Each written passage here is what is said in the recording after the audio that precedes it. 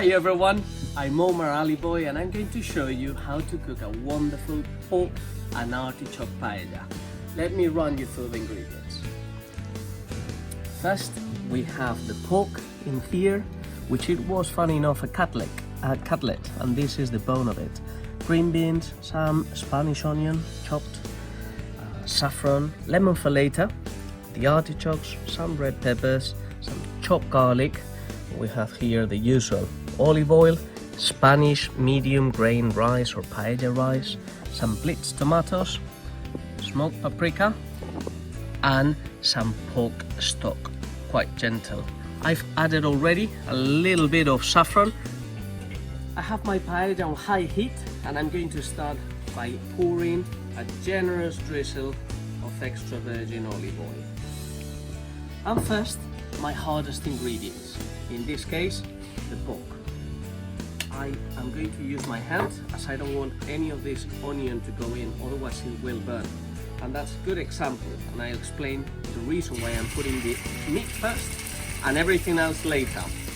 So, because paellas are, you build paellas through flavors, layers of flavors. First you need to add the ingredients that take longer to cook first. In this instance, it'll be the pork.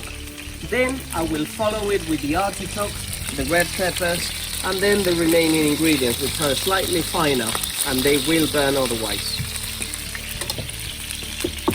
Good. After a couple of minutes browning the meat, I'm going to add the red peppers, which as you can see, I cut quite coarsely, just very few pieces. That was half a pepper actually, but very wide, so they won't burn through the cooking process. And as well, I am going to be adding these artichokes, but I am using pin artichokes today because that's what I have in the cupboard, but you could use fresh artichokes as well. Perfect. Take a look, all the individual ingredients are browning really nicely, and that's exactly what I'm after. So sometimes you just need to turn each ingredient by, one by one, just turn it around to make sure they all brown nicely. Don't be as clumsy as I am, or use a pair of tongs. But as in other videos, I've shown you that because of how wide the pan is, you can use it to sort of cook on different parts of it. So at the minute, on the sides, it's a little less hot. So I'm going to use the center, where all the oil is, to fry the onion, take a look, and the green beans in a minute, not just yet.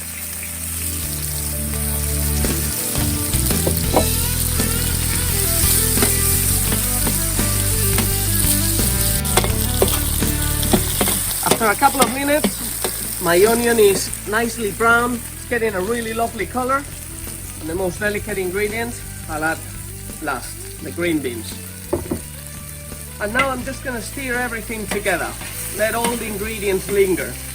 And the oil, it's not just there to cook the ingredients, but it does infuse with all the flavors of all the ingredients that we are adding. Later on as well, it will create that lovely layer that sits on top of the stock, and it will create like a little natural lid. But then at the end, as that layer drops down with the stock, it will start browning in the middle, the bottom of it, and that will be the fourth use of the olive oil, and it will help to caramelize all the bottom. So oil is not just for cooking the ingredients, it has some other uses as well, which are really, really important. Take a look, ingredients are nicely brown again, and now I'm going to add the finely chopped garlic. Give it a good stir all around, make sure it doesn't burn. And after 30 seconds, I'm going to add the paprika and then the tomato.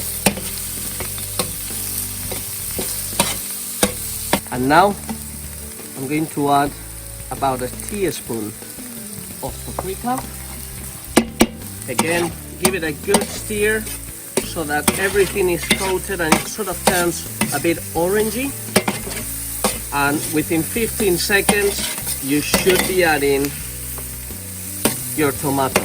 If you are not very confident while cooking this, my suggestion will be to blend the paprika with the tomato in here, and even the garlic, and this way you make sure that you will not burn any of the ingredients. And you can see I don't waste any ingredient, and I don't waste any time.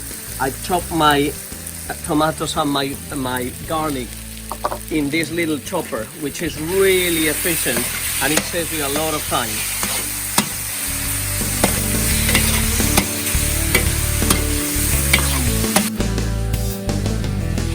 Sometimes I just ask you for a bit more oil, which is the case now. If I would add the rice straight away, I have nothing to fry it with. So I'm just going to top this up with just a little bit more before I add the oil. Take a look. And you can see now that the tomato split. You can see the bits in there. It's no longer a sauce. It has a split from the oil, and that's the moment when we need to add our rice. After 2 minutes, stirring it, minute and a half, take a look. We're gonna add our pork stock.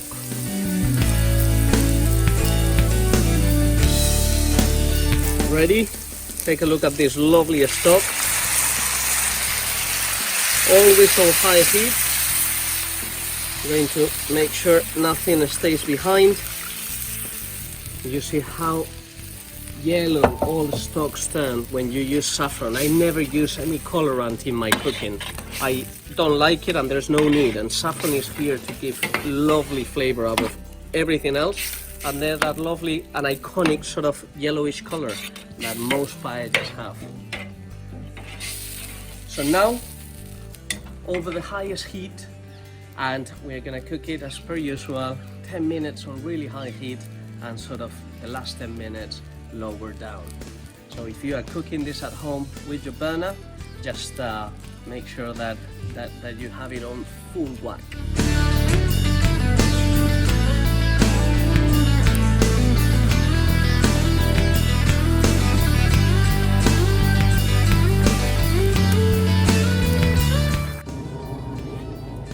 Make sure you rectify the seasoning at this point after you've put the stock. You know, give it a good taste, and if it's a bit under seasoned, it should feel quite salty at this point, because by the end, when the rice have absorbed all the stock, it will balance out. So make sure it tastes quite all the season at these early stages.